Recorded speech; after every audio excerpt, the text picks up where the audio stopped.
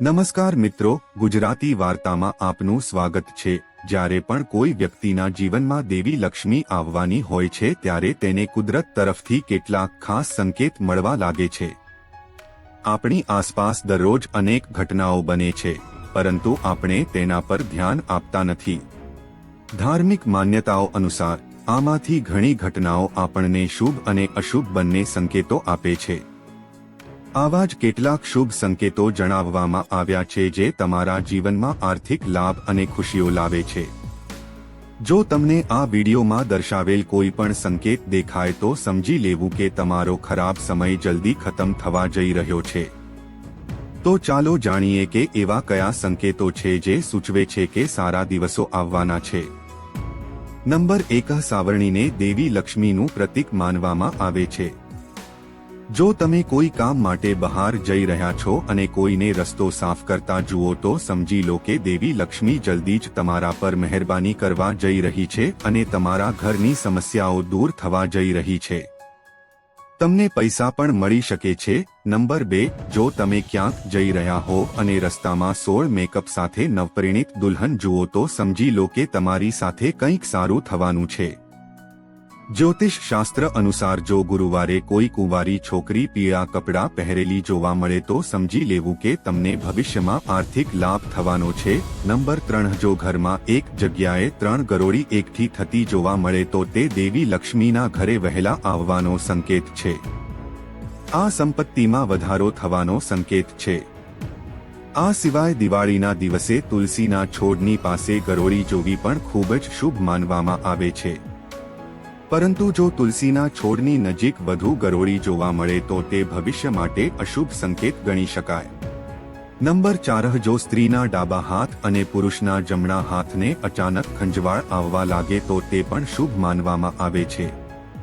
આનો અર્થ એ છે કે તમને અચાનક આર્થિક લાભ મળવાનો છે। નંબર 5, ધાર્મિક માન્યતાઓ અનુસાર બિલાડીનું હોવું અશુભ માનવામાં આવે છે, પરંતુ તમારા ઘરમાં કોઈ બિલાડી બાળકને જન્મ આપતી હોય તો તે શુભ સંકેત માનવામાં આવે છે।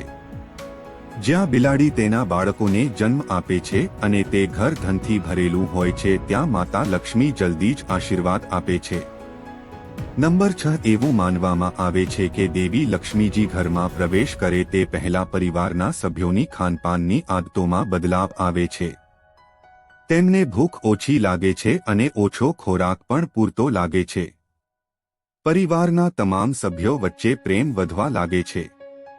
આ લોકો ડ્રગ્સ અને નોનવેજ ફૂડથી પણ દૂર રહેવા લાગે છે।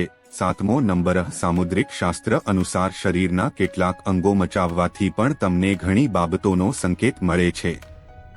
જો કોઈ વ્યક્તિના ખભા અથવા હાથની વચ્ચેનો ભાગ ફફડતો હોય તો તે જલ્દી પૈસા મળવાનો સંકેત આપે છે। આ સિવાય બંને ગાલને એકસાથે લહેરાવવું પણ ખૂબ જ શુભ માનવામાં આવે છે। નંબર 8, ઘરમાં 2 માથાવાળા સાપનો પ્રવેશ પણ ખૂબ જ શુભ માનવામાં આવે છે, કારણ કે 2 માથાવાળા સાપને લક્ષ્મીનો વાહક માનવામાં આવે છે। તે કોઈને કરડતો નથી। એવું માનવામાં આવે છે કે જે ઘરમાં 2 માથાવાળા સાપ આવે છે ત્યાં ક્યારેય પૈસાની કમી નથી હોતી। નંબર 9, જ્યારે માણસનો સમય બદલાય છે ત્યારે તેને સવારે સારા સપના આવવા લાગે છે, જેમાં તેને ભગવાનની મૂર્તિઓ, પીપળ, વડ વગેરે વૃક્ષો, જંગલો, ખજાના વગેરે જોવા લાગે છે। આ સંકેતો છે કે તમારો સારો સમય આવી ગયો છે। નંબર 10, જ્યારે તમારા જીવનમાં સારો સમય આવવાનો હોય છે ત્યારે ઘરના ઝાડહોડ લીલાછમ થવા લાગે છે। તેમાં પુષ્કળ પ્રમાણમાં ફળો અને ફૂલો ઉગવા લાગે છે।